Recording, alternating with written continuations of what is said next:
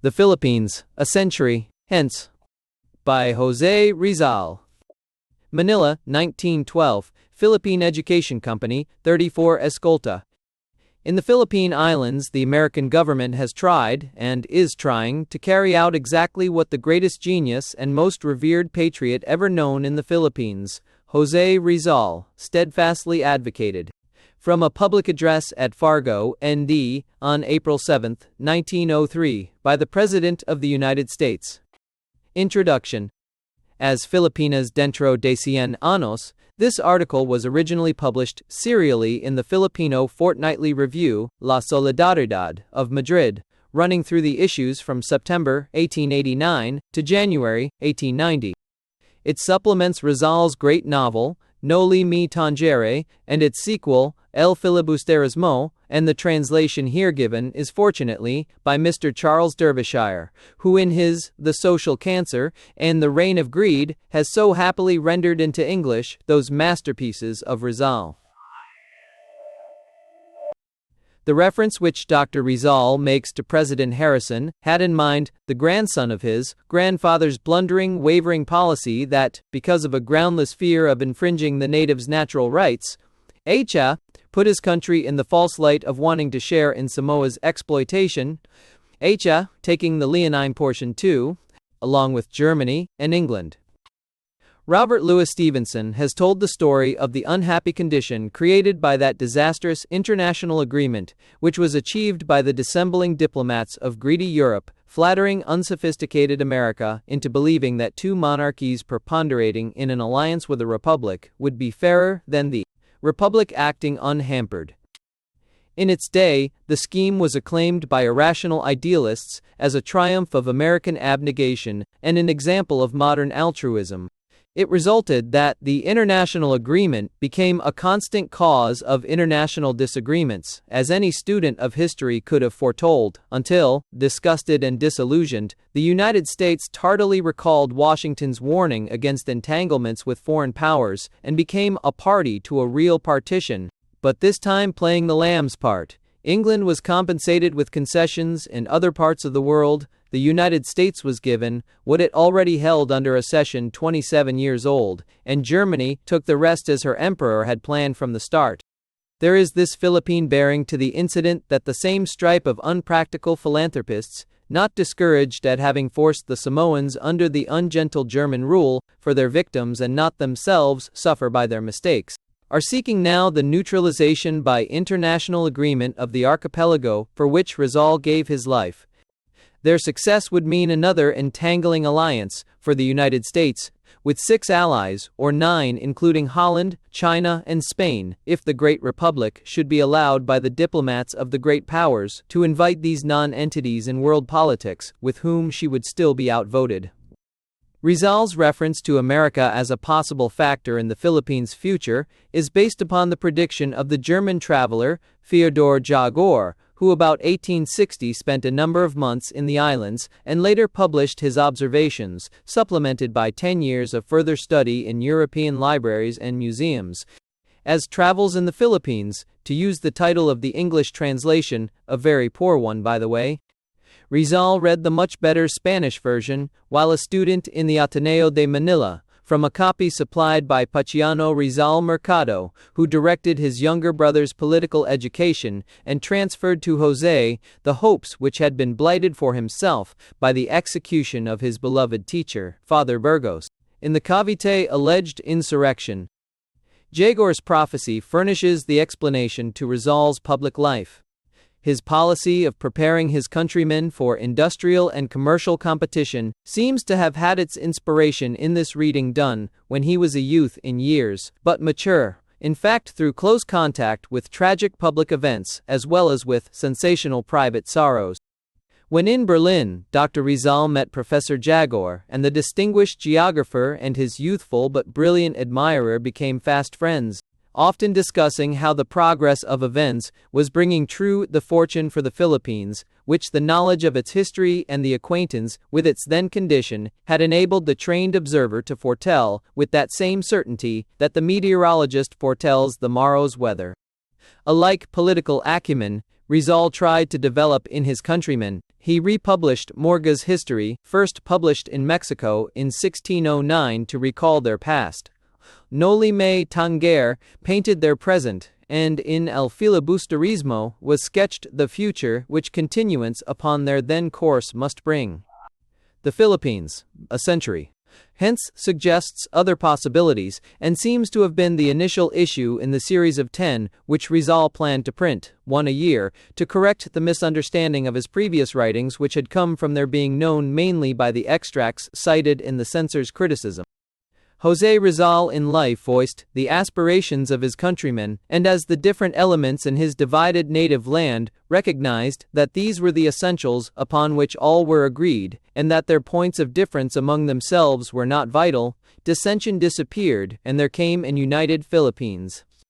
Now, since his death, the fact that both continental and insular Americans look to him as their hero makes possible the hope that misunderstandings, based on differences as to details, may cease when Filipinos recognize that the American government in the Philippines, properly approached, is willing to grant all that Rizal considered important, and when Americans understand that the people of the Philippines, unaccustomed to the frank discussions of democracy, would be content with so little, even as Rizal asked of Spain, if only there were some salve for their unwittingly wounded amor proprio. A better knowledge of the writings of José Rizal may accomplish this desirable consummation. I do not write for this generation. I am writing for other ages. If this could read me, they would burn my books, the work of my whole life. On the other hand, the generation which interprets these writings will be an educated generation. They will understand me and say, not all were asleep in the night time of our grandparents. The philosopher Tassio, in Noli me tangere. Jaguar's prophecy. The prophecy which prompted Rizal's policy of preparation for the Philippines. This extract is translated from pages 287-289 of Reisen in den Philippinen, von F. Jaguar, Berlin, 1873. The old situation is no longer possible of maintenance, with the changed conditions of the present time. The colony can no longer be kept secluded from the world. Every facility afforded for commercial intercourse is a blow to the old system, and a great step made in the direction of broad and liberal reforms. The more foreign capital and foreign ideas and customs are introduced, increasing the prosperity, enlightenment, and self-respect of the population, the more impatiently will the existing evils be endured. England can and does open her possessions unconcernedly to the world. The British colonies are united to the mother country by the bond of mutual advantage, viz., the production of raw material by means of English capital, and the exchange of the same for English manufactures.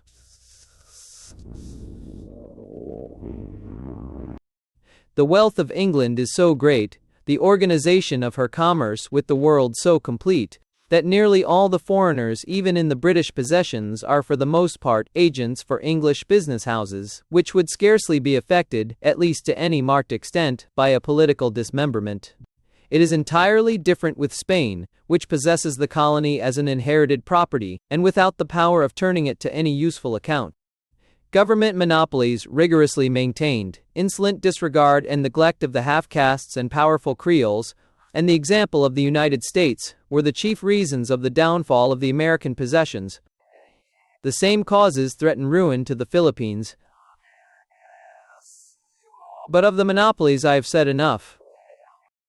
Half-castes and Creoles, it is true, are not, as they formerly were in America, excluded from all official appointments, but they feel deeply hurt and injured through the crowds of place hunters which the frequent changes of ministers send to Manila. Also, the influence of American elements is at least discernible on the horizon, and will come more to the front as the relations of the two countries grow closer. At present, these are still of little importance. In the meantime, commerce follows its old routes, which lead to England and the Atlantic ports of the Union. Nevertheless, he who attempts to form a judgment as to the future destiny of the Philippines cannot fix his gaze only on their relations to Spain. He must also consider the mighty changes which within a few decades are being effected on that side of our planet. For the first time in the world's history, The gigantic nations on both sides of a gigantic ocean are beginning to come into direct intercourse. Russia, which alone is greater than 2 divisions of the world together. China, which within her narrow bounds contains a third of the human race. America, with cultivable soil enough to support almost 3 times the entire population of the Earth. Russia's future role in the Pacific Ocean at present baffles all calculations. The intercourse of the 2 other powers will probably have all the more important consequences when the adjustment between the immeasurable necessity for human labor power on the one hand, and a correspondingly great surplus of that power on the other, shall fall on it as a problem. The world of the ancients was confined to the shores of the Mediterranean, and the Atlantic and Indian Oceans sufficed at one time for our traffic. When first the shores of the Pacific re-echoed with the sounds of active commerce, the trade of the world and the history of the world may be really said to have begun. A start in that direction has been made, whereas, not so very long ago, the immense ocean was one wide waste of waters, traversed from both points only once a year. From 63 to 1769, scarcely a ship had ever visited California. That wonderful country which, 25 years ago, with the exception of a few places on the coast, was an unknown wilderness, but which is now covered with flourishing and prosperous towns and cities, divided from sea to sea by a railway, and its capital already ranking among the world's greatest seaports. But in proportion as the commerce of the western coast of America extends the influence of the American elements over the South Sea, the ensnaring spell which the great republic exercises over the Spanish colonies will not fail to assert itself in the Philippines also. The Americans appear to be called upon to bring the germ planted by the Spaniards to its full development.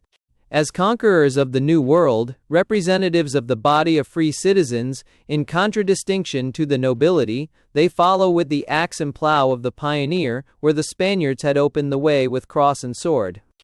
A considerable part of Spanish America already belongs to the United States, and has, since that occurred, attained an importance which could not have been anticipated either during Spanish rule or during the anarchy which ensued after and from it.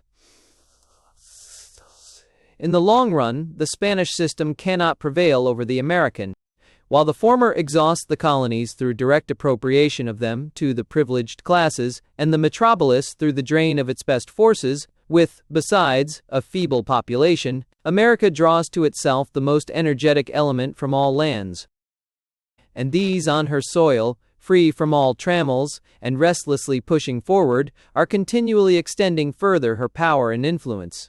The Philippines will so much the less escape the influence of the 2 great neighboring empires, since neither the islands nor their metropolis are in a condition of stable equilibrium. It seems desirable for the natives that the opinions here expressed shall not too soon be realized as facts, for their training thus far has not sufficiently prepared them for success in the contest with those restless, active, most inconsiderate peoples, NBA Gine. They have dreamed away their youth. The Philippines, a century hence. Following our usual custom of facing squarely the most difficult and delicate questions relating to the Philippines, without weighing the consequences that our frankness may bring upon us, we shall in the present article treat of their future. In order to read the destiny of a people, it is necessary to open the book of its past, and this, for the Philippines, may be reduced in general terms to what follows. Scarcely had they been attached to the Spanish crown, than they had to sustain with their blood and the efforts of their sons, the wars and ambitions of conquest of the Spanish people. And in these struggles, in that terrible crisis when a people changes its form of government, its laws, usages, customs, religion, and beliefs, the Philippines were depopulated, impoverished, and retarded. Caught in their metamorphosis, without confidence in their past, without faith in their present, and with no fond hope for the years to come. The former rulers who had merely endeavored to secure the fear and submission of their subjects, habituated by them to servitude, fell like leaves from a dead tree, and the people, who had no love for them, nor knew what liberty was, easily changed masters, perhaps hoping to gain something by the innovation. Then began a new era for the Filipinos. They gradually lost their ancient traditions, their recollections. They recaught their writings, their songs, their poetry, their laws, in order to learn by heart other doctrines, which they did not understand. other ethics, other tastes, different from those inspired in their race by their climate and their way of thinking. Then there was a falling off. They were lowered in their own eyes. They became ashamed of what was distinctively their own. In order to admire and praise what was foreign and incomprehensible, their spirit was broken, and they acquiesced. Thus years and centuries rolled on. Religious shows, rites that caught the eye, songs, lights, images arrayed with gold, worship in a strange language, legends, miracles, and sermons, hypnotized the already naturally superstitious spirit of the country, but did not succeed in destroying it altogether. In spite of the whole system afterwards developed and operated with unyielding tenacity. When the ethical abasement of the inhabitants had reached this stage, when they had become disheartened and disgusted with themselves, an effort was made to add the final stroke for reducing so many dormant wills and intellects to nothingness, in order to make of the individual a sort of toiler, a brute, a beast of burden, and to develop a race without mind or heart. Then the end sought was revealed. It was taken for granted, the race was insulted, an effort was made to deny it every virtue, every human characteristic. And there were even writers and priests who pushed the movement still further by trying to deny to the natives of the country not only capacity for virtue, but also even the tendency to vice. Then, this which they had thought would be death was sure salvation. Some dying persons are restored to health by a heroic remedy. So great endurance reached its climax with the insults, and the lethargic spirit woke to life. His sensitiveness, the chief trait of the native, was touched. And while he had had the forbearance to suffer and die under a foreign flag, he had it not when they whom he served repaid his sacrifices with insults and jests. Then he began to study himself, and to realize his misfortune. Those who had not expected this result, like all despotic masters, regarded as a wrong every complaint, every protest, and punished it with death, endeavoring thus to stifle every cry of sorrow with blood, and they made mistake after mistake. The spirit of the people was not thereby cowed, and even though it had been awakened in only a few hearts, its flame nevertheless was surely and consumingly propagated, thanks to abuses and the stupid endeavors of certain classes to stifle noble and generous sentiments. Thus, when a flame catches a garment, fear and confusion propagate it more and more, and each shake, each blow, is a blast from the bellows to fan it into life. Undoubtedly, during all this time, there were not lacking generous and noble spirits among the dominant race that tried to struggle for the rights of humanity and justice, or sordid and cowardly ones among the dominated that aided the debasement of their own country. But both were exceptions, and we are speaking in general terms. Such is an outline of their past. We know their present. Now, what will their future be? Will the Philippine Islands continue to be a Spanish colony, and if so, what kind of colony? Will they become a province of Spain, with or without autonomy? And to reach this stage, what kind of sacrifices will have to be made?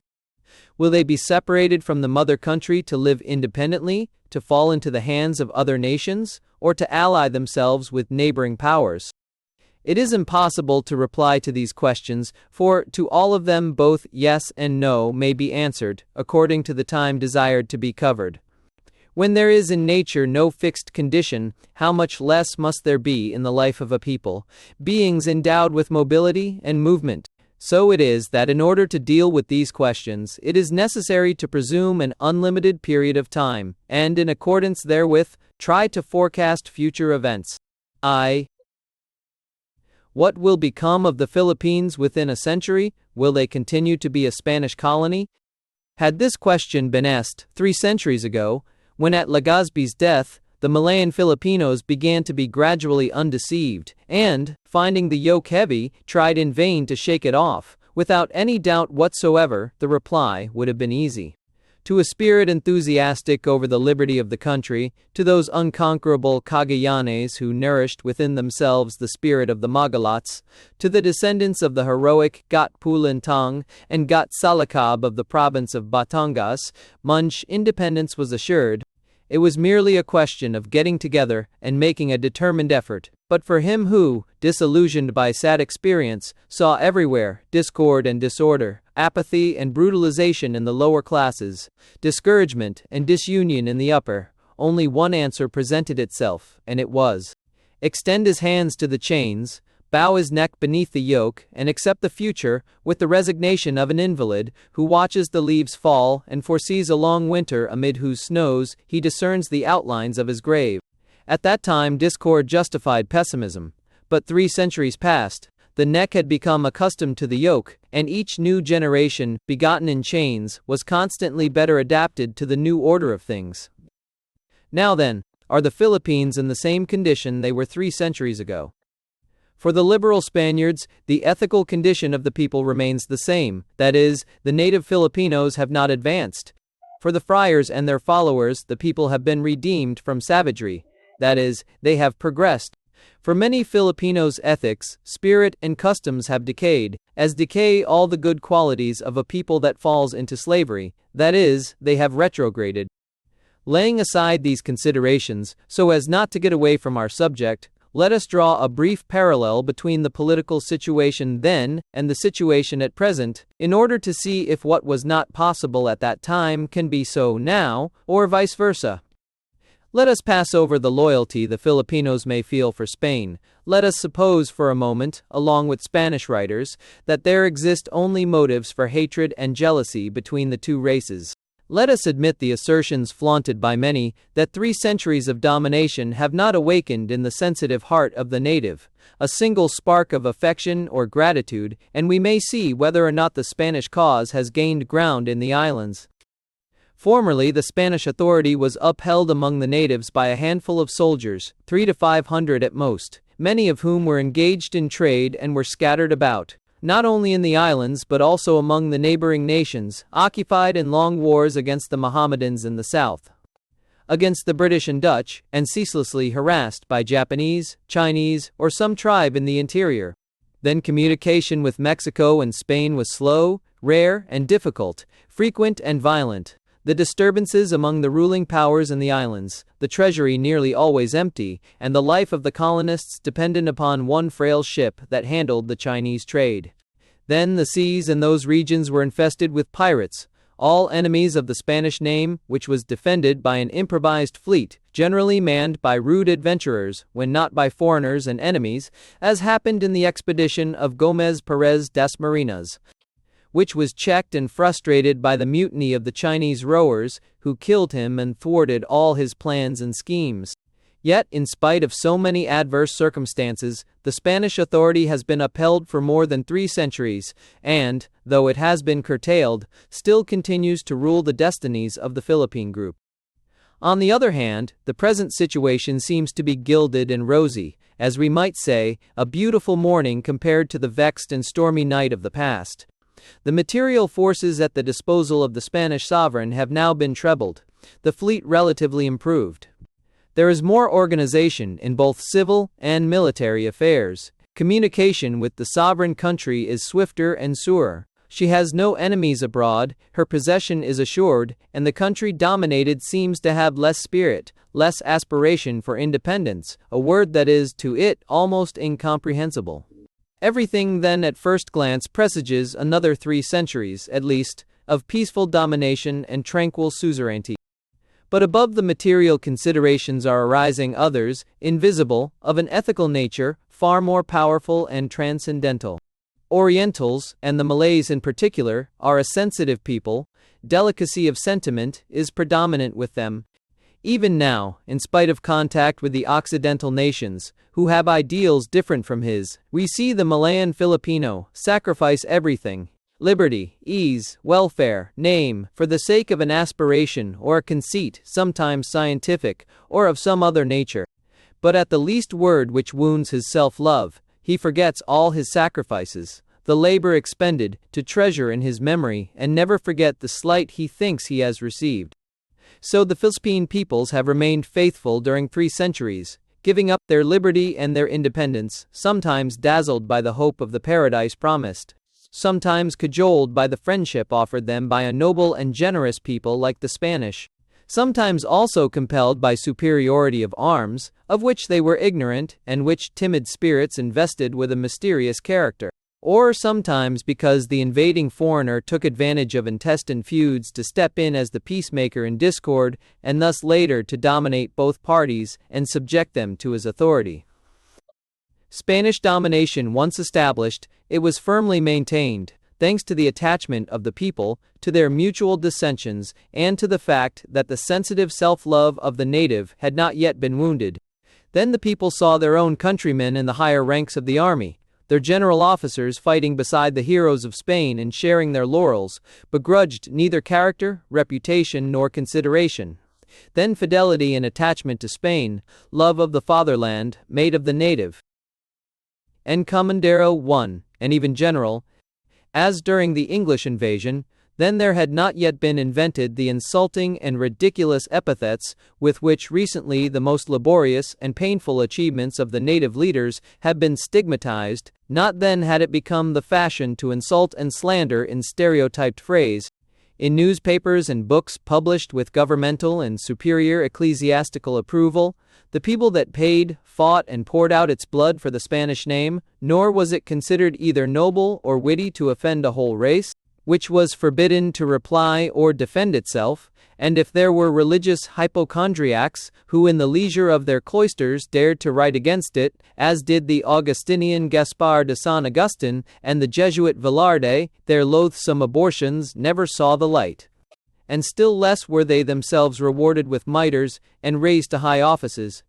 True it is that neither were the natives of that time, such as we are now. Free centuries of brutalization and obscurantism have necessarily had some influence upon us. The most beautiful work of divinity in the hands of certain artisans may finally be converted into a caricature. The priests of that epoch, wishing to establish their domination over the people, got in touch with it and made common cause with it against the oppressive encomenderos. Naturally, the people saw in them greater learning and some prestige, and placed its confidence in them, followed their advice, and listened to them even in the darkest hours. If they wrote, they did so in defense of the rights of the native, and made his cry reach even to the distant steps of the throne.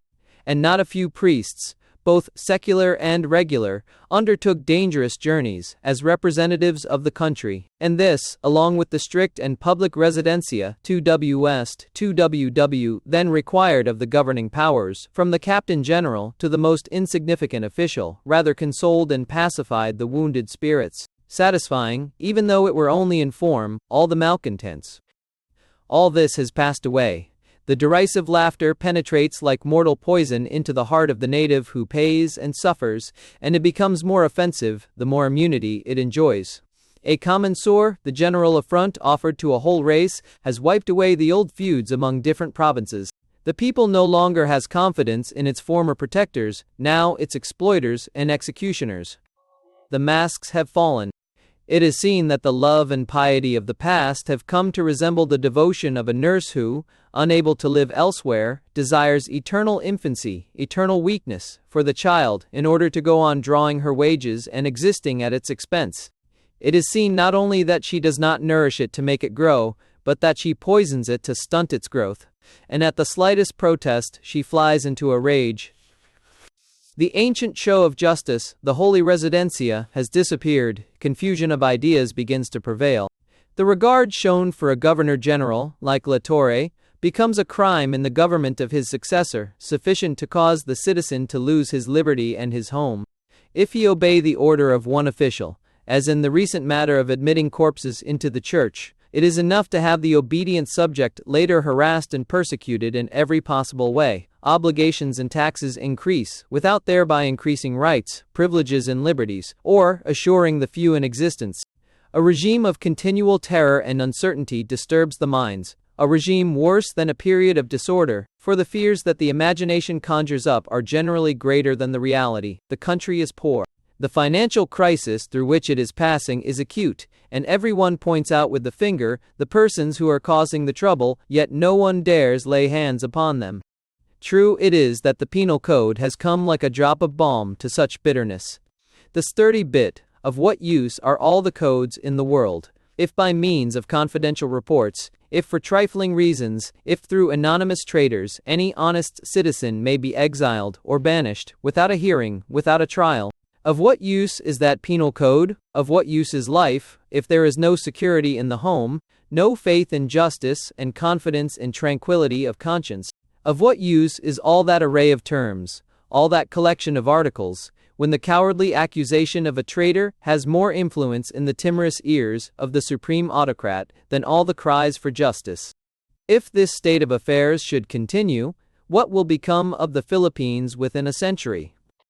The batteries are gradually becoming charged, and if the prudence of the government does not provide an outlet for the currents that are accumulating, someday the spark will be generated. This is not the place to speak of what outcome such a deplorable conflict might have, for it depends upon chance, upon the weapons, and upon 1,000 circumstances which man cannot foresee.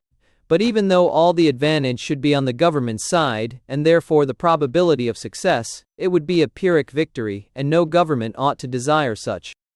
If those who guide the destinies of the Philippines remain obstinate, and instead of introducing reforms try to make the condition of the country retrograde, to push their severity and repression to extremes against the classes that suffer and think, they are going to force the latter to venture and put into play the wretchedness of an unquiet life, filled with privation and bitterness, against the hope of securing something indefinite. What would be lost in the struggle? Almost nothing. The life of the numerous discontented classes has no such great attraction that it should be preferred to a glorious death. It may indeed be a suicidal attempt, but then, would not a bloody chasm yawn between victors and vanquished, and might not the latter with time and experience become equal in strength, since they are superior in numbers to their dominators? Who disputes this?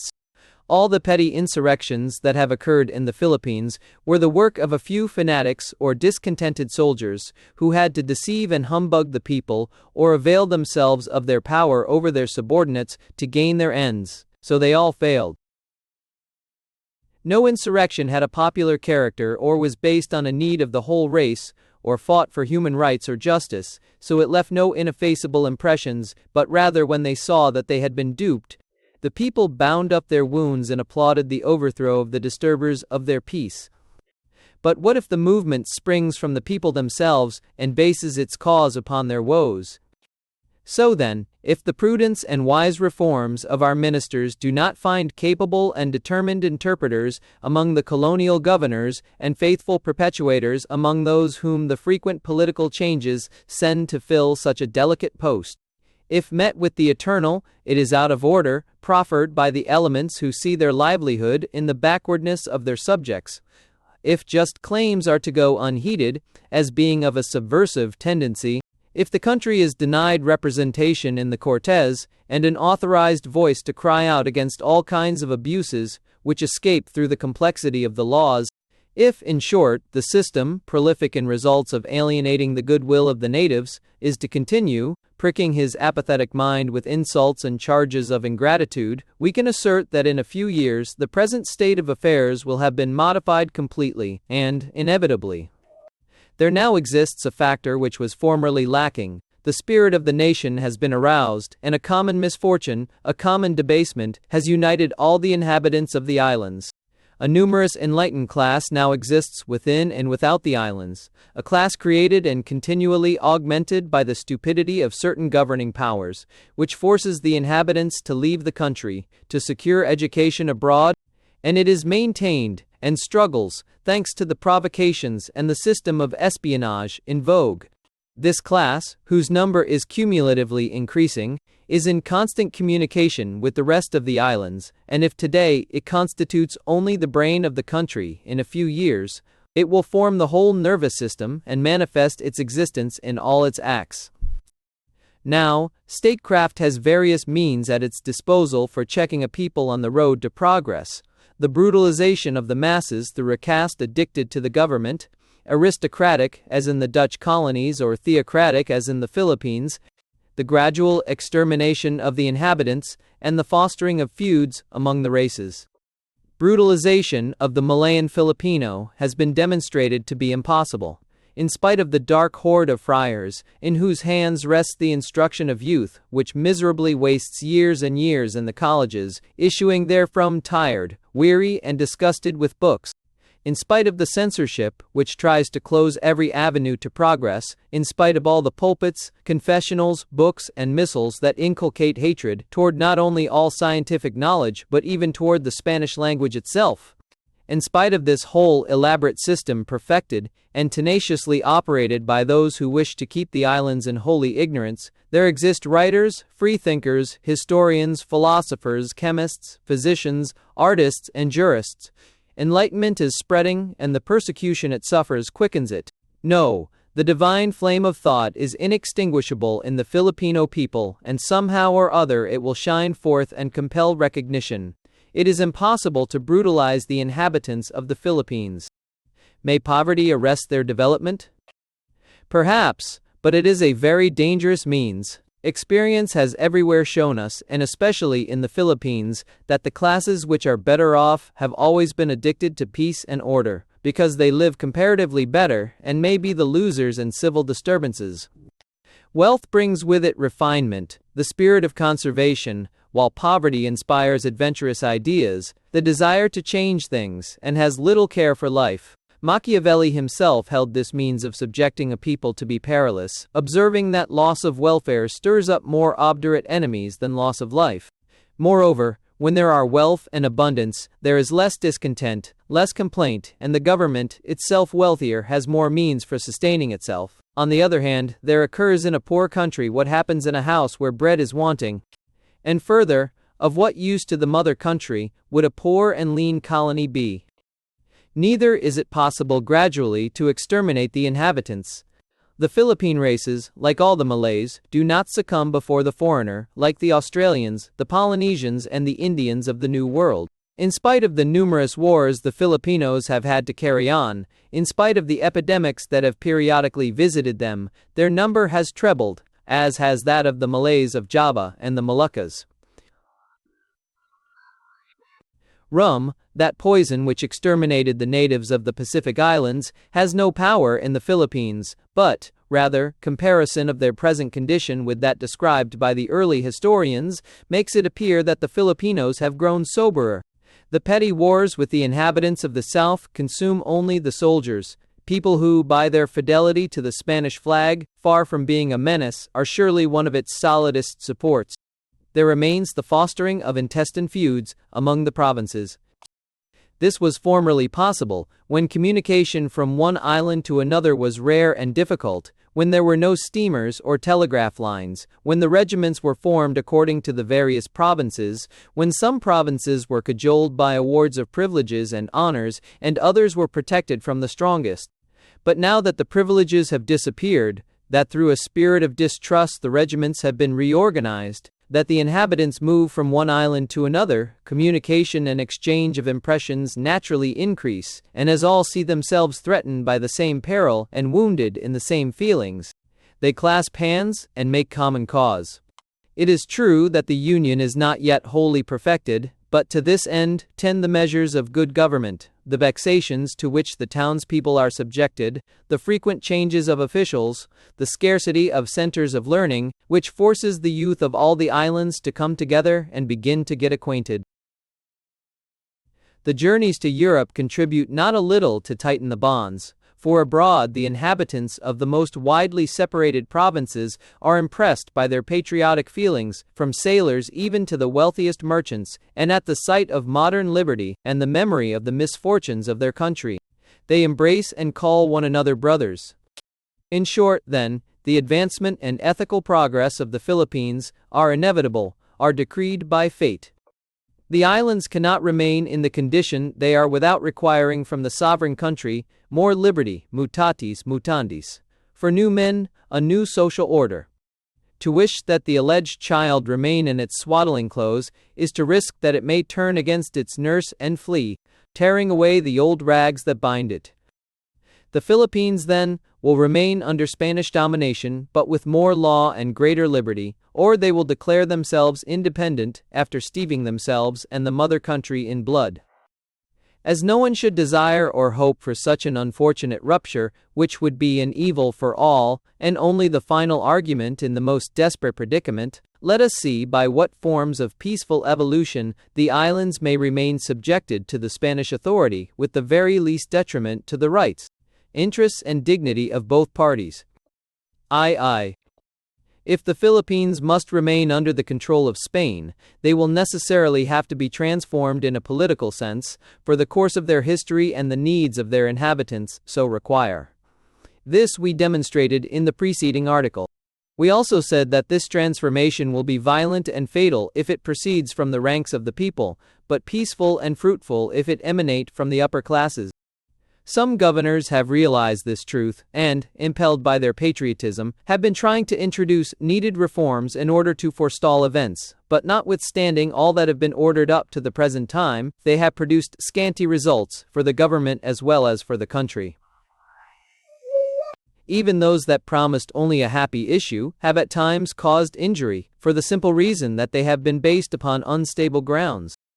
We said, and once more, we repeat, and will ever assert, that reforms which have a palliative character are not only ineffectual but even prejudicial when the government is confronted with evils that must be cured radically.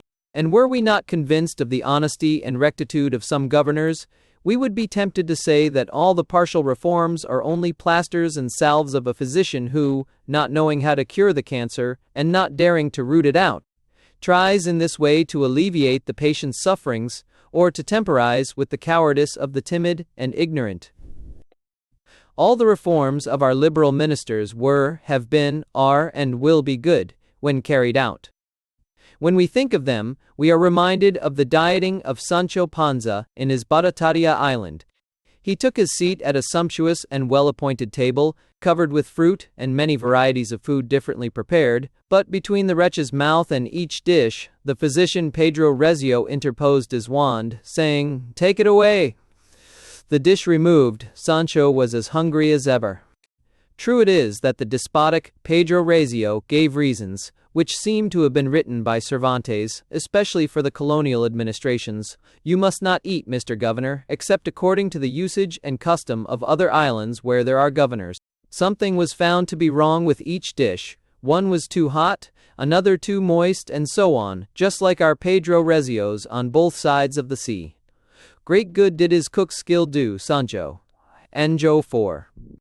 In the case of our country, the reforms take the place of the dishes. The Philippines are Sancho, while the part of the quack physician is played by many persons, interested in not having the dishes touched, perhaps that they may themselves get the benefit of them.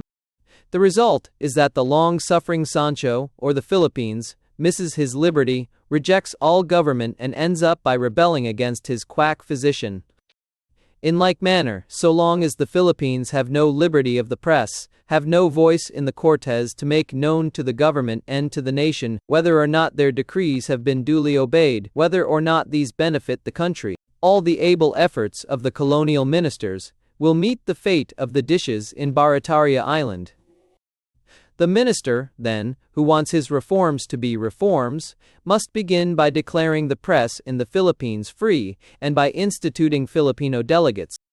The press is free in the Philippines because their complaints rarely ever reach the peninsula, very rarely, and if they do, they are so secret, so mysterious, that no newspaper dares to publish them, or, if it does reproduce them, it does so tardily and badly. A government that rules a country from a great distance is the one that has the most need for a free press, more so even than the government of the home country, if it wishes to rule rightly and fitly. The government that governs in a country may even dispense with the press, if it can, because it is on the ground, because it has eyes and ears, and because it directly observes what it rules and administers. But the government that governs from afar absolutely requires that the truth and the facts reach its knowledge by every possible channel, so that it may weigh and estimate them better, and this need increases when a country like the Philippines is concerned, where the inhabitants speak and complain in a language unknown to the authorities. To govern in any other way may also be called governing, but it is to govern badly. It amounts to pronouncing judgment after hearing only one of the parties. It is steering a ship without reckoning its conditions, the state of the sea, the reefs and shoals, the direction of the winds and currents. It is managing a house by endeavoring merely to give it polish and a fine appearance, without watching the money chest, without looking after the servants and the members of the family. But routine is a declivity down which many governments slide, and routine says that freedom of the press is dangerous. Let us see what history says. Uprisings and revolutions have always occurred in countries tyrannized over, in countries where human thought and the human heart have been forced to remain silent. If the great Napoleon had not tyrannized over the press, perhaps it would have warned him of the peril into which he was hurled, and have made him understand that the people were weary and the earth wanted peace. Perhaps his genius, instead of being dissipated in foreign aggrandizement, would have become intensive in laboring to strengthen his position, and thus have assured it. Spain herself records in her history more revolutions when the press was gagged. What colonies have become independent while they have had a free press and enjoyed liberty? Is it preferable to govern blindly or to govern with ample knowledge? Someone will answer that in colonies with a free press, the prestige of the rulers, that prop of false governments, will be greatly imperiled. We answer that the prestige of the nation is preferable to that of a few individuals. A nation acquires respect, not by abetting and concealing abuses, but by rebuking and punishing them. We, who endure and know all the false pretensions and petty persecutions of those sham gods, do not need a free press in order to recognize them. They have long ago lost their prestige. The free press is needed by the government which still dreams of the prestige which it builds upon mined ground. We say the same about the Filipino representatives. What risks does the government see in them? One of three things: either that they will prove unruly, become political trimmers, or act properly. Supposing that we should yield to the most absurd pessimism, and admit the insult, great for the Philippines, but still greater for Spain, that all the representatives would be separatists, and that in all their contentions they would advocate separatist ideas, does not a patriotic Spanish majority exist there? Is there not present there the vigilance of the governing powers to combat and oppose such intentions? And would not this be better than the discontent that ferments and expands in the secrecy of the home, in the huts, and in the fields? Certainly the Spanish people does not spare its blood where patriotism is concerned, but would not a struggle of principles in Parliament be preferable to the exchange of shot in swampy lands, 3,000 leagues from home, in impenetrable forests, under a burning sun, or amid torrential rains? These pacific struggles of ideas, besides being a thermometer for the government, have the advantage of being cheap and glorious, because the Spanish Parliament especially abounds in oratorical paladins, invincible in debate. Moreover, it is said that the Filipinos are indolent and peaceful. Then what need the government fear? Hasn't it any influence in the elections? Frankly, it is a great compliment to the separatists to fear them in the midst of the cortes of the nation. If they become political trimmers, as is to be expected, and as they probably will be, so much the better for the government, and so much the worse for their constituents. They would be a few more favorable votes, and the government could laugh openly at the separatists, if any there be. If they become what they should be, worthy, honest, and faithful to their trust, they will undoubtedly annoy an ignorant or incapable minister with their questions, but they will help him to govern, and will be some more honorable figures among the representatives of the nation. Now then, if the real objection to the Filipino delegates is that they smell like Igorots, which so disturbed in open Senate the doughty General Salamanca, then Don Sinibaldo Damas, who saw the Igorots in person and wanted to live with them, can affirm that they will smell at worst like powder. And Señor Salamanca undoubtedly has no fear of that odor. And if this were all, the Filipinos, who there in their own country are accustomed to bathe every day, when they become representatives, may give up such a dirty custom, at least during the legislative session, so as not to offend the delicate nostrils of the Salamancas with the odor of the bath. It is useless to answer certain objections of some fine writers regarding the rather brown skins and faces with somewhat wide nostrils. Questions of taste are peculiar to each race. China, for example, which has 400 million inhabitants and a very ancient civilization, considers all Europeans ugly and calls them fan kuai, or red devils. Its taste has 100 million more adherents than the European. Moreover, if this is the question, we would have to admit the inferiority of the Latins, especially the Spaniards, to the Saxons, who are much whiter. And so long as it is not asserted that the Spanish Parliament is an assemblage of Adonises, Antinises, pretty boys, and other like paragons, So long as the purpose of resorting thither is to legislate, and not to philosophize or to wander through imaginary spheres, we maintain that the government ought not to pause at these objections. Law has no skin, nor reason nostrils. So we see no serious reason why the Philippines may not have representatives. By their institution, many malcontents would be silenced, and instead of blaming its troubles upon the government, as now happens, the country would bear them better, for it could at least complain, and with its sons among its legislators, would in a way become responsible for their actions. We are not sure that we serve the true interests of our country by asking for representatives. We know that the lack of enlightenment, the indolence, the egotism of our fellow countrymen, and the boldness, the cunning, and the powerful methods of those who wish their obscurantism may convert reform into a harmful instrument. But we wish to be loyal to the government, and we are pointing out to it the road that appears best to us, so that its efforts may not come to grief, so that discontent may disappear. If after so just, as well as necessary, a measure has been introduced, the Filipino people are so stupid and weak that they are treacherous to their own interests, then let the responsibility fall upon them, let them suffer all the consequences. Every country gets the fate it deserves, and the government can say that it has done its duty. These are the two fundamental reforms, which, properly interpreted and applied, will dissipate all clouds, assure affection toward Spain, and make all succeeding reforms fruitful.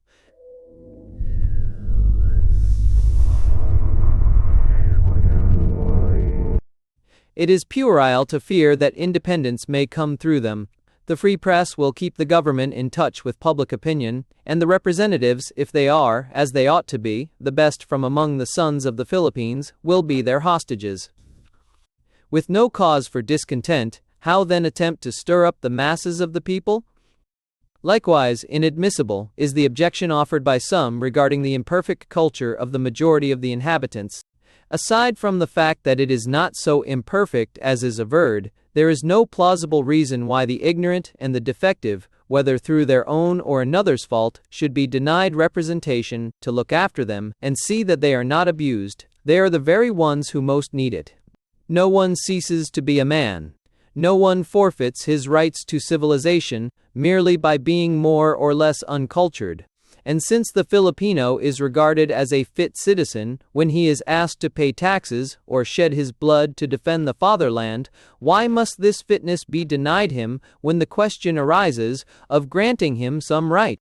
Moreover, how is he to be held responsible for his ignorance, when it is acknowledged by all, friends and enemies, that his zeal for learning is so great that even before the coming of the Spaniards everyone could read and write, and that we now see the humblest families make enormous sacrifices in order that their children may become a little enlightened, even to the extent of working as servants in order to learn Spanish? How can the country be expected to become enlightened under present conditions when we see all the decrees issued by the government in favor of education meet with Pedro Rezios who prevent execution thereof, because they have in their hands what they call education? If the Filipino, then, is sufficiently intelligent to pay taxes, he must also be able to choose and retain the one who looks after him and his interests, with the product whereof he serves the government of his nation. To reason otherwise is to reason stupidly.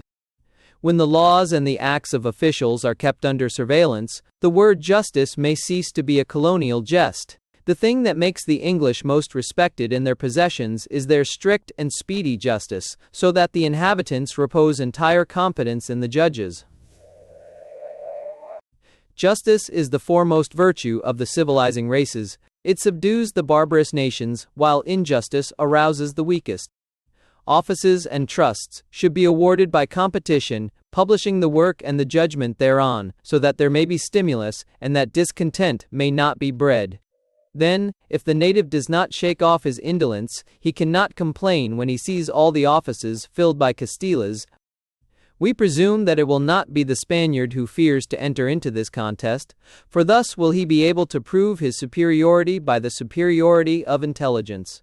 Although this is not the custom in the sovereign country, it should be practiced in the colonies, for the reason that genuine prestige should be sought by means of moral qualities, because the colonizers ought to be, or at least to seem, upright, honest, and intelligent.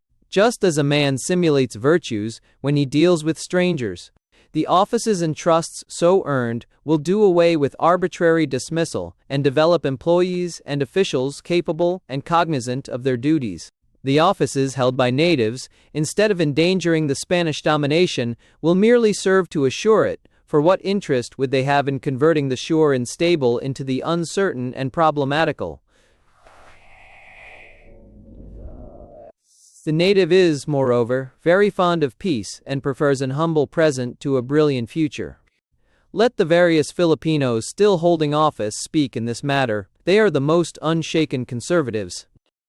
We could add other minor reforms, touching commerce, agriculture, security of the individual and of property, education, and so on, but these are points with which we shall deal in other articles.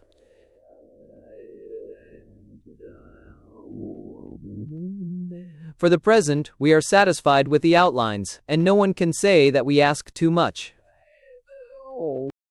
There will not be lacking critics to accuse us of utopianism, but what is utopia?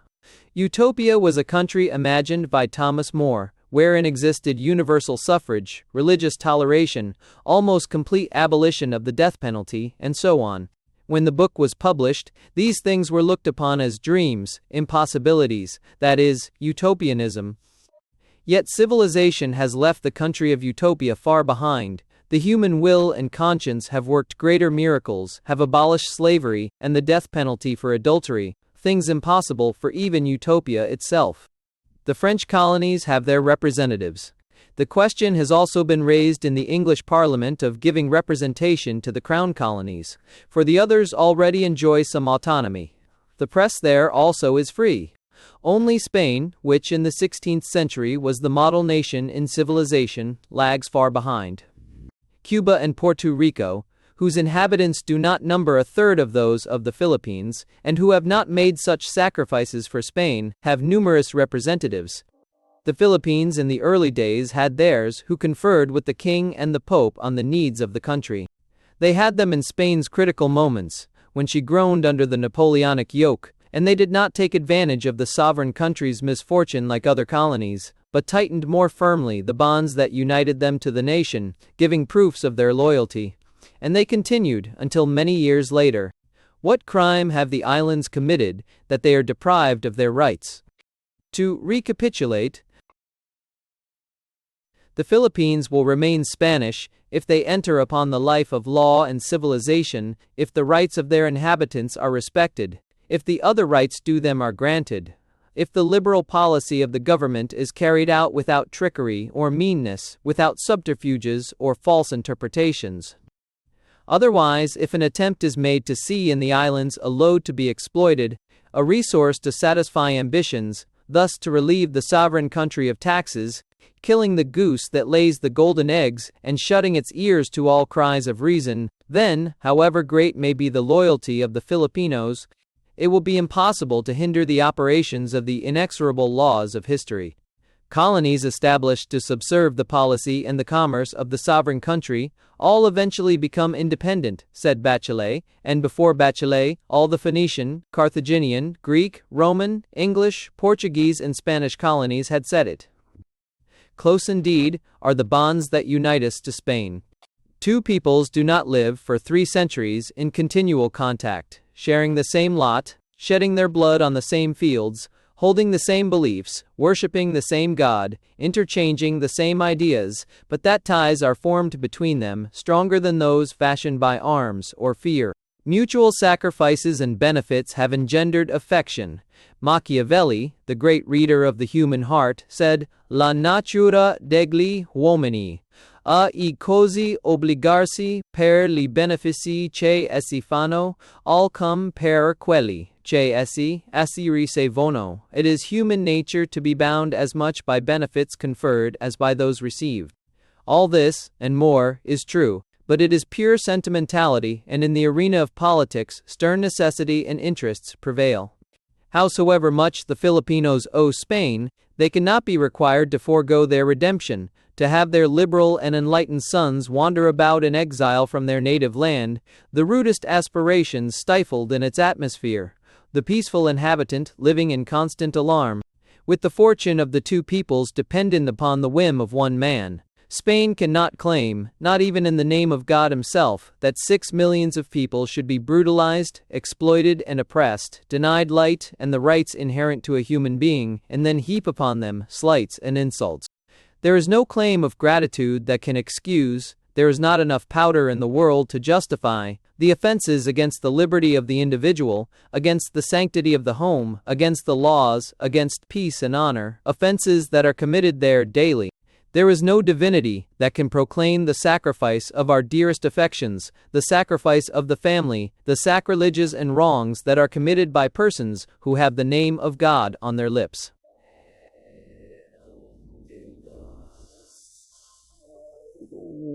The noble Spanish people, so jealous of its rights and liberties, cannot bid the Filipinos renounce theirs. A people that prides itself on the glories of its past cannot ask another, trained by it, to accept abjection and dishonor its own name. We who today are struggling by the legal and peaceful means of debate so understand it, and with our gaze fixed upon our ideals, shall not cease to plead our cause, without going beyond the pale of the law. But if violence first silences us, or we have the misfortune to fall, which is possible, for we are mortal, then we do not know what course will be taken by the numerous tendencies that will rush in to occupy the places that we leave vacant, if what we desire is not realized. 1862-2-6. In contemplating such an unfortunate eventuality, we must not turn away in horror, and so, instead of closing our eyes, we will face what the future may bring. For this purpose, after throwing the handful of dust due to Cerberus, let us frankly descend into the abyss and sound its terrible mysteries. Iv. Seeback, some Iv. History does not record in its annals any lasting domination exercised by one people over another, of different race, of diverse usages and customs, of opposite and divergent ideals. One of the two had to yield and succumb. Either the foreigner was driven out, as happened in the case of the Carthaginians, the Moors, and the French in Spain, or else these autochthons had to give way and perish, as was the case with the inhabitants of the New World, Australia, and New Zealand. One of the longest dominations was that of the Moors in Spain, which lasted 7 centuries. But, even though the conquerors lived in the country conquered, even though the peninsula was broken up into small states, which gradually emerged like little islands in the midst of the great Saracen inundation, and in spite of the chivalrous spirit, the gallantry and the religious toleration of the caliphs, they were finally driven out after bloody and stubborn conflicts, which formed the Spanish nation and created the Spain of the 15th and 16th centuries. The existence of a foreign body within another endowed with strength and activity is contrary to all natural and ethical laws. Science teaches us that it is either assimilated, destroys the organism, is eliminated, or becomes encysted. Encystment of a conquering people is impossible, for it signifies complete isolation, absolute inertia, debility in the conquering element. Encystment thus means the tomb of the foreign invader. Now, applying these considerations to the Philippines, we must conclude, as a deduction from all we have said, that if their population be not assimilated to the Spanish nation, if the dominators do not enter into the spirit of their inhabitants, if equitable laws, and free and liberal reforms, do not make each forget that they belong to different races, or, if both peoples be not amalgamated to constitute one mass, socially and politically homogeneous, that is, not harassed by opposing tendencies and antagonistic ideas and interests, some day the Philippines will fatally and infallibly declare themselves independent. To this law of destiny can be opposed neither Spanish patriotism, nor the love of all the Filipinos for Spain, nor the doubtful future of dismemberment and intestine strife in the islands themselves. Necessity is the most powerful divinity the world knows, and necessity is the resultant of physical forces set in operation by ethical forces. We have said, and statistics prove, that it is impossible to exterminate the Filipino people, and even were it possible, what interest would Spain have in the destruction of the inhabitants of a country she cannot populate or cultivate, whose climate is to a certain extent disastrous to her?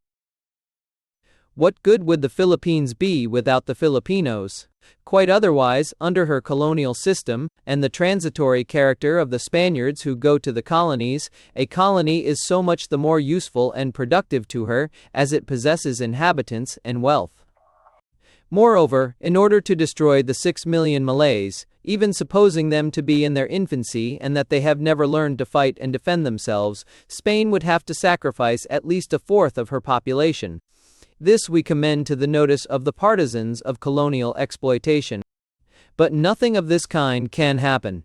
The menace is that when the education and liberty necessary to human existence are denied by Spain to the Filipinos, then they will seek enlightenment abroad, behind the mother country's back, or they will secure by hook or by crook some advantages in their own country, with the result that the opposition of purblind and paratic politicians will not only be futile but even prejudicial, because it will convert motives for love and gratitude into resentment and hatred. Hatred and resentment on one side, mistrust and anger on the other, will finally result in a violent and terrible collision, especially when there exist elements interested in having disturbances, so that they may get something in the excitement, demonstrate their mighty power, foster lamentations and recriminations, or employ violent measures. It is to be expected that the government will triumph and be generally, as is the custom, severe in punishment, either to teach a stern lesson in order to vaunt its strength, or even to revenge upon the vanquished the spells of excitement and terror that the danger caused it. An unavoidable concomitant of those catastrophes is the accumulation of acts of injustice committed against the innocent and peaceful inhabitants. Private reprisals, denunciations, despicable accusations, resentments, covetousness, the opportune moment for calumny, the haste and hurried procedure of the courts-martial, the pretext of the integrity of the fatherland and the safety of the state, which cloaks and justifies everything, even for scrupulous minds, which unfortunately are still rare, and above all the panic-stricken timidity, the cowardice that battens upon the conquered. All these things augment the severe measures and the number of the victims. The result is that a chasm of blood is then opened between the two peoples, that the wounded and the afflicted, instead of becoming fewer, are increased, for, to the families and friends of the guilty, who always think the punishment excessive and the judge unjust, must be added the families and friends of the innocent, who see no advantage in living and working submissively and peacefully. Note, too, that if severe measures are dangerous in a nation made up of a homogeneous population, the peril is increased 100-fold when the government is formed of a race different from the governed. In the former, an injustice may still be ascribed to one man alone, to a governor actuated by personal malice, and with the death of the tyrant, the victim is reconciled to the government of his nation. But in a country dominated by a foreign race, even the justest act of severity is construed as injustice and oppression, because it is ordered by a foreigner who is unsympathetic or is an enemy of the country, and the offense hurts not only the victim but his entire race, because it is not usually regarded as personal, and so the resentment naturally spreads to the whole governing race and does not die out with the offender. Hence the great prudence and fine tact that should be exercised by colonizing countries, and the fact that government regards the colonies in general, and our colonial office in particular, as training schools, contributes notably to the fulfillment of the great law that the colonies sooner or later declare themselves independent. Such is the descent down which the peoples are precipitated. In proportion as they are bathed in blood and drenched in tears and gall, the colony, if it has any vitality, learns how to struggle and perfect itself in fighting, while the mother country, whose colonial life depends upon peace and the submission of the subjects, is constantly weakened, and, even though she make heroic efforts, as her number is less and she has only a fictitious existence, she finally perishes. She is like the rich voluptuary accustomed to be waited upon by a crowd of servants toiling and planting for him, and who, on the day his slaves refuse him obedience, as he does not live by his own efforts, must die. Reprisals, wrongs and suspicions on one part, and on the other, the sentiment of patriotism and liberty, which is aroused in these incessant conflicts, insurrections and uprisings, operate to generalize the movement, and one of the two peoples must succumb. The struggle will be brief, for it will amount to a slavery much more cruel than death, for the people and to a dishonorable loss of prestige for the dominator. One of the peoples must succumb. Spain, from the number of her inhabitants, from the condition of her army and navy, from the distance she is situated from the islands, from her scanty knowledge of them, and from struggling against a people whose love and goodwill she has alienated, will necessarily have to give way. If she does not wish to risk, not only her other possessions, and her future in Africa, but also her very independence in Europe. All this at the cost of bloodshed and crime, after mortal conflicts, murders, conflagrations, military executions, famine and misery. The Spaniard is gallant and patriotic, and sacrifices everything, in favorable moments, for his country's good. He has the intrepidity of his bull. The Filipino loves his country no less, and although he is quieter, more peaceful, and with difficulty stirred up, when he is once aroused he does not hesitate, and for him the struggle means death to one or the other combatant. He has all the meekness and all the tenacity and ferocity of his carabao. Climate affects bipeds in the same way that it does quadrupeds. The terrible lessons and the hard teachings that these conflicts will have afforded the Filipinos will operate to improve and strengthen their ethical nature. The Spain of the 15th century was not the Spain of the 8th. With their bitter experience, instead of intestine conflicts of some islands against others, as is generally feared, they will extend mutual support, like shipwrecked persons when they reach an island after a fearful night of storm. Nor may it be said that we shall partake of the fate of the small American republics. They achieved their independence easily, and their inhabitants are animated by a different spirit from what the Filipinos are. Besides, the danger of falling again into other hands, English or German for example, will force the Filipinos to be sensible and prudent. Absence of any great preponderance of one race over the others will free their imagination from all mad ambitions of domination, and as the tendency of countries that have been tyrannized over, when they once shake off the yoke, is to adopt the freest government, like a boy leaving school, like the beat of the pendulum. By a law of reaction, the islands will probably declare themselves a federal republic. If the Philippines secure their independence after heroic and stubborn conflicts, they can rest assured that neither England, nor Germany, nor France, and still less Holland, will dare to take up what Spain has been unable to hold. Within a few years, Africa will completely absorb the attention of the Europeans, and there is no sensible nation which, in order to secure a group of poor and hostile islands, will neglect the immense territory offered by the Dark Continent, untouched, undeveloped, and almost undefended. England has enough colonies in the Orient, and is not going to risk losing her balance. She is not going to sacrifice her Indian Empire for the poor Philippine Islands. If she had entertained such an intention, she would not have restored Manila in 1763, but would have kept some point in the Philippines, whence she might gradually expand. Moreover, what need has John Bull the traitor to exhaust himself for the Philippines, when he is already Lord of the Orient, when he has there Singapore, Hong Kong, and Shanghai?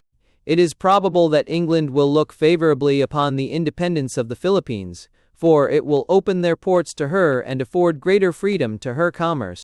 Furthermore, there exist in the United Kingdom tendencies and opinions to the effect that she already has too many colonies, that they are harmful, that they greatly weaken the sovereign country. For the same reasons, Germany will not care to run any risk, and because a scattering of her forces and a war in distant countries will endanger her existence on the continent. Thus we see her attitude, as much in the Pacific as in Africa, is confined to conquering easy territory that belongs to nobody. Germany avoids any foreign complications. France has enough to do and sees more of a future in Tonking and China, besides the fact that the French spirit does not shine in zeal for colonization. France loves glory, but the glory and laurels that grow on the battlefields of Europe. The echo from battlefields in the Far East hardly satisfies her craving for renown, for it reaches her quite faintly. She has also other obligations, both internally and on the continent. Holland is sensible and will be content to keep the Moluccas and Java. Sumatra offers her a greater future than the Philippines, whose seas and coasts have a sinister omen for Dutch expeditions. Holland proceeds with great caution in Sumatra and Borneo, from fear of losing everything. China will consider herself fortunate if she succeeds in keeping herself intact, and is not dismembered or partitioned among the European powers that are colonizing the continent of Asia. The same is true of Japan.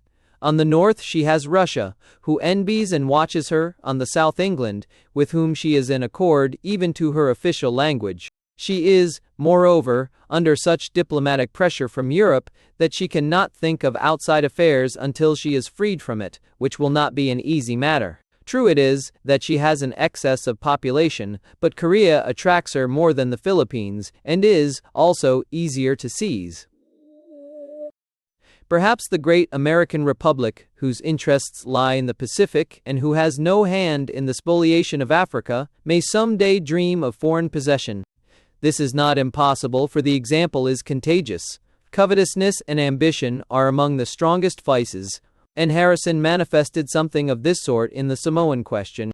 But the Panama Canal is not opened, nor the territory of the states congested with inhabitants, and, in case she should openly attempt it, the European powers would not allow her to proceed, for they know very well that the appetite is sharpened by the first bites. North America would be quite a troublesome rival, if she should once get into the business. Furthermore, this is contrary to her traditions. Very likely the Philippines will defend with inexpressible valor the liberty secured at the price of so much blood and sacrifice.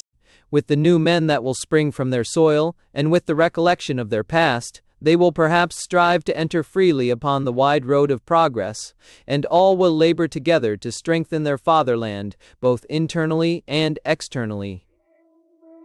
With the same enthusiasm with which a youth falls again to tilling the land of his ancestors, so long wasted and abandoned through the neglect of those who have withheld it from him. Perhaps the country will revive the maritime and mercantile life for which the islanders are fitted, by their nature, ability, and instincts, and once more free, like the bird that leaves its cage, like the flower that unfolds to the air, will recover the pristine virtues that are gradually dying out, and will again become addicted to peace, cheerful, happy, joyous, hospitable, and daring. These and many other things may come to pass within something like 100 years, but the most logical prognostication, the prophecy based on the best probabilities, may err through remote and insignificant causes. An octopus that seized Mark Antony's ship altered the face of the world. A cross on cavalry, and a just man nailed thereon, changed the ethics of half the human race. And yet before Christ, how many just men wrongfully perished, and how many crosses were raised on that hill? The death of the just sanctified his work, and made his teaching unanswerable. A sunken road at the Battle of Waterloo buried all the glories of 2 brilliant decades, the whole Napoleonic world, and freed Europe.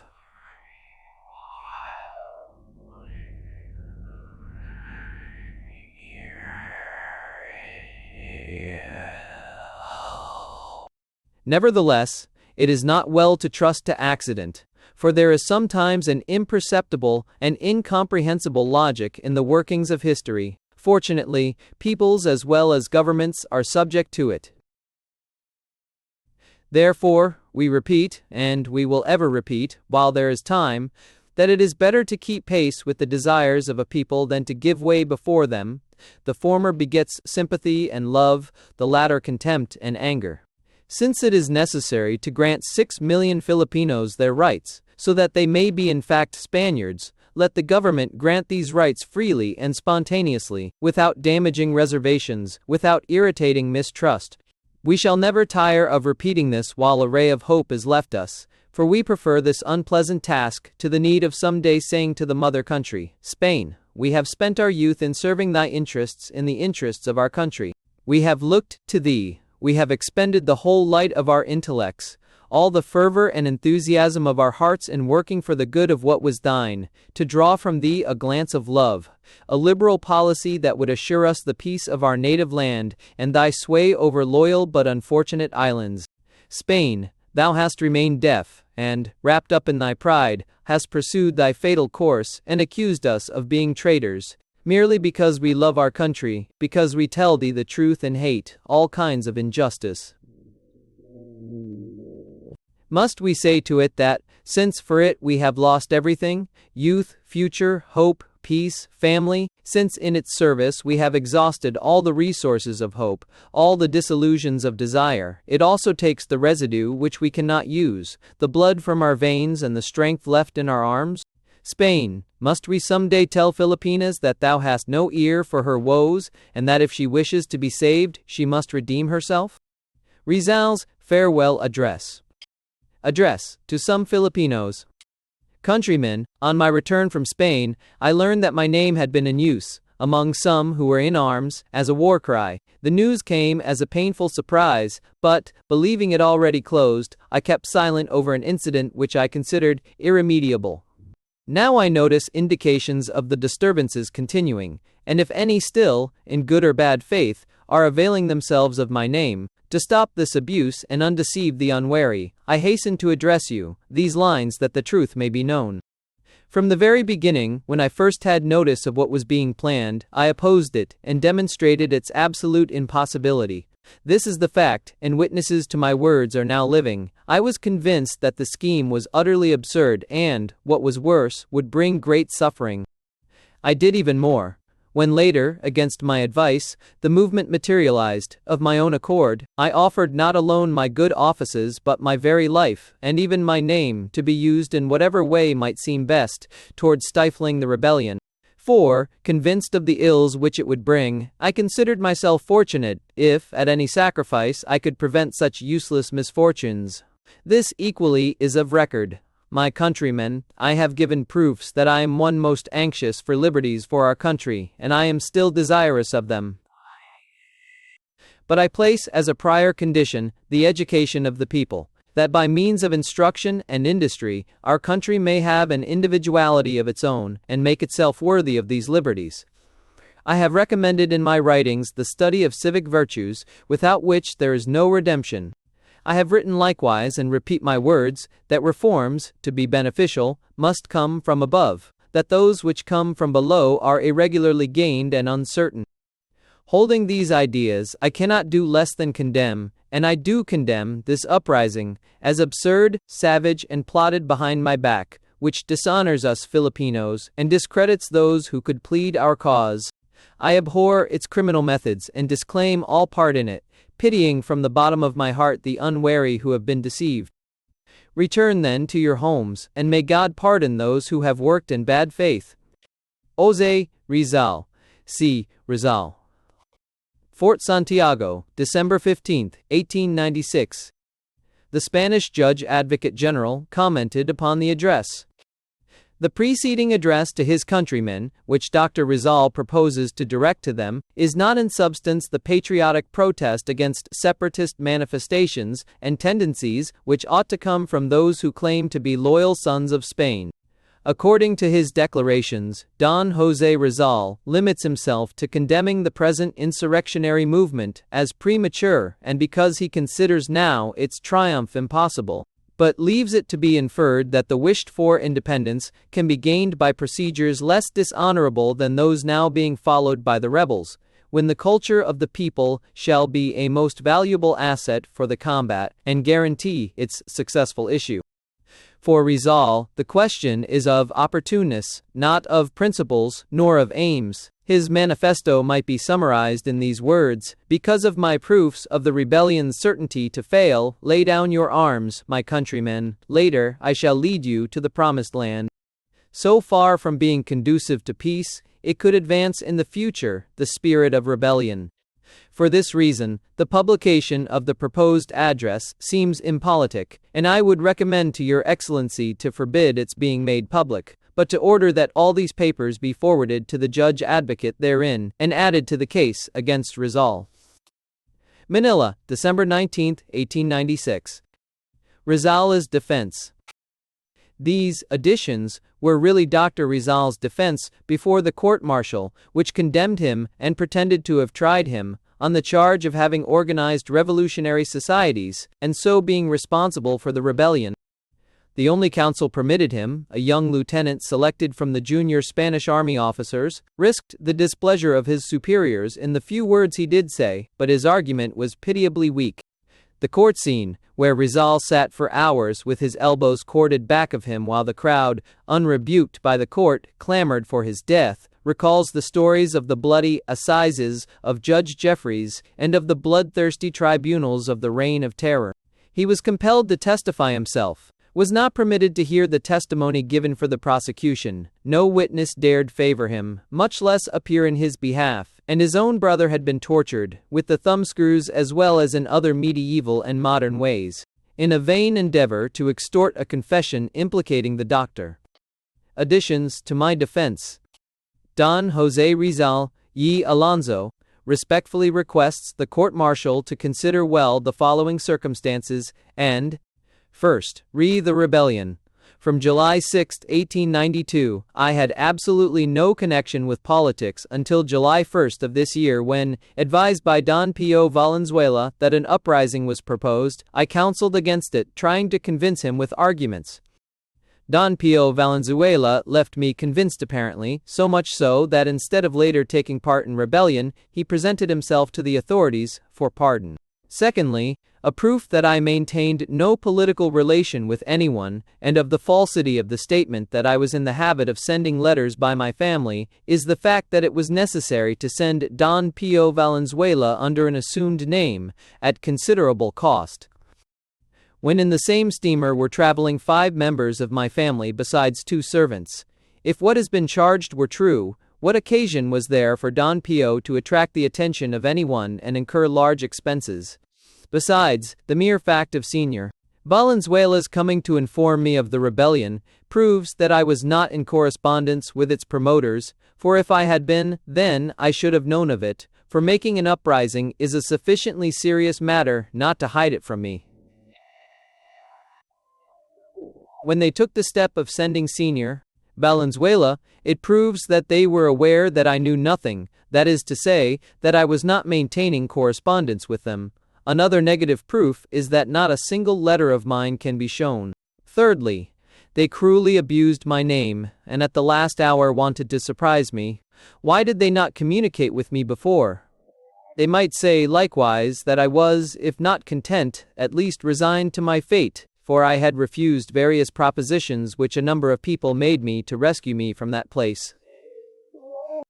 Only in these last months, in consequence of certain domestic affairs, having had differences with a missionary padre, I had sought to go as a volunteer to Cuba. Don Pio Valenzuela came to warn me that I might put myself in security because, according to him, it was possible that they might compromise me. As I considered myself wholly innocent and was not posted on the details of the movement, besides that I had convinced Sr. Valenzuela, I took no precautions, but when His Excellency, the Governor-General, wrote me announcing my departure for Cuba, I embarked at once, leaving all my affairs unattended to. And yet I could have gone to another part, or simply have stayed in Dapitan, for His Excellency's letter was conditional. It said, "If you persist in your idea of going to Cuba, etc." 12 or 14 days later I set out for Europe, and had I had an uneasy conscience, I should have tried to escape in some port en route, especially Singapore, where I went ashore and when other passengers who had passports for Spain stayed over. I had an easy conscience, and hoped to go to Cuba.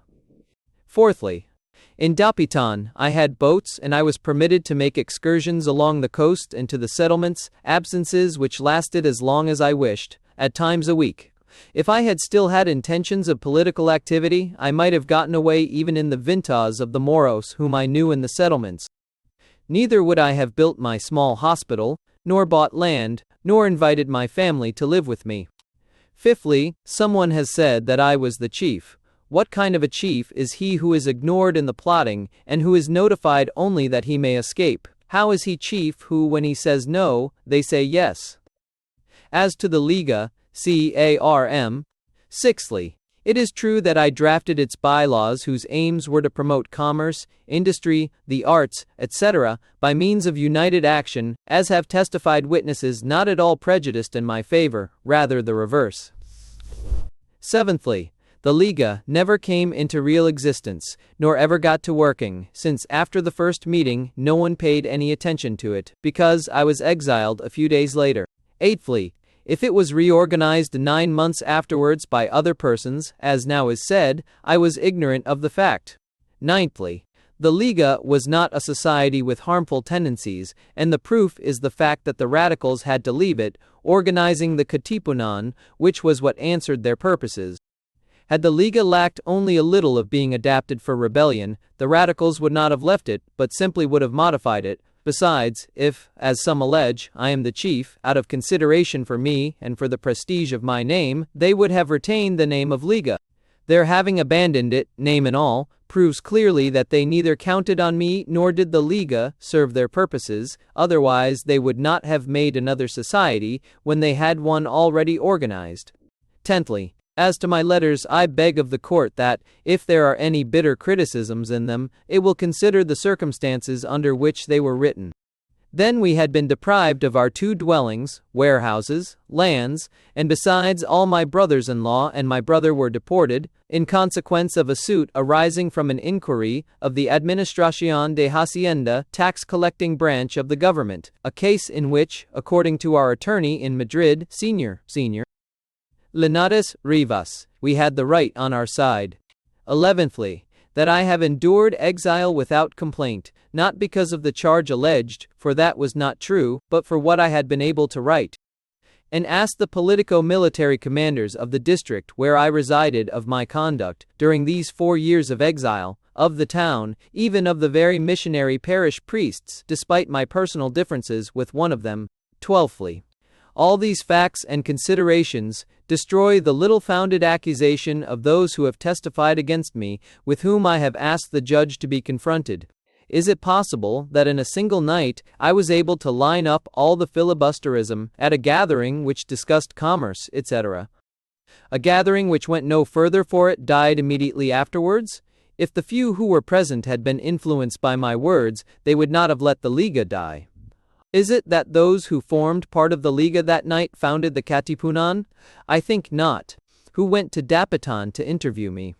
Persons entirely unknown to me. Why was not an acquaintance sent, in whom I would have had more confidence? Because those acquainted with me knew very well that I had forsaken politics, or that, realizing my views on rebellion, they must have refused to undertake a mission, useless and unpromising.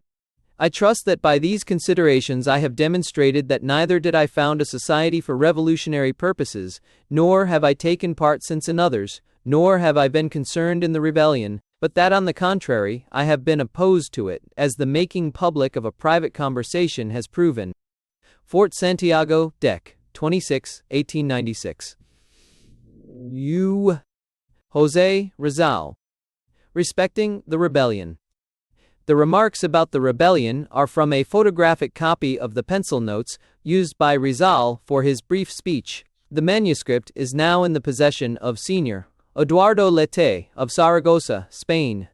I had no notice at all of what was being planned until the 1st or 2nd of July in 1896, when Pío Valenzuela came to see me, saying that an uprising was being arranged. I told him that it was absurd, etc., etc., and he answered me that they could bear no more. I advised him that they should have patience, etc., etc. He added then that he had been sent because they had compassion of my life, and that probably it would compromise me. I replied that they should have patience, and that if anything happened to me, I would then prove my innocence. Besides, said I, don't consider me, but our country, which is the one that will suffer. I went on to show how absurd was the movement. This later, Pío Valenzuela testified.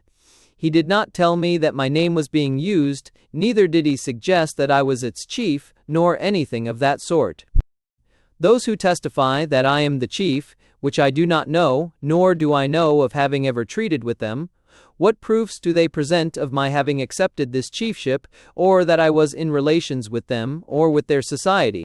Either they have made use of my name for their own purposes, or they have been deceived by others who have.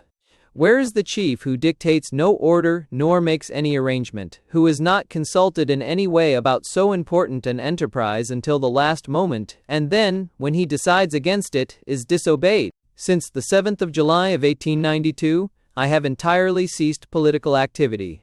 It seems some have wished to avail themselves of my name for their own ends. A plant I am, that scarcely grown, was torn from out its eastern bed, where all around perfume is shed, and life, but as a dream is known. The land that I can call my own, by me forgotten ne'er to be, where trilling birds their song taught me, and cascades with their ceaseless roar, and all along the spreading shore, the murmurs of the sounding sea. While yet in childhood's happy day, I learned upon its sun to smile, and in my breast there seemed, the while, seething volcanic fires to play. A bard I was, and my wish alway, to call upon the fleeting wind, with all the force of verse and mind, go forth, and spread around its fame, from zone to zone with glad acclaim, and earth to heaven together bind. From Me Piden Versos, 1882, verses from Madrid for his mother. One by one they have passed on, all I loved and moved among, dead or married, from me gone, for all I place my heart upon, by fate adverse are stung. Go thou too, O Muse, depart, other regions fairer find, for my land but offers art, for the laurel, chains that bind, for a temple, prisons blind. But before thou leavest me, speak, tell me with thy voice sublime, thou couldst ever from me seek, a song of sorrow for the weak, defiance to the tyrant's crime. From A.M.E. Musa, 1884, requested by a young lady of Madrid. Notes. CT. 1. An encomendero was a Spanish soldier who, as a reward for faithful service, was set over a district with power to collect tribute and the duty of providing the people with legal protection and religious instruction.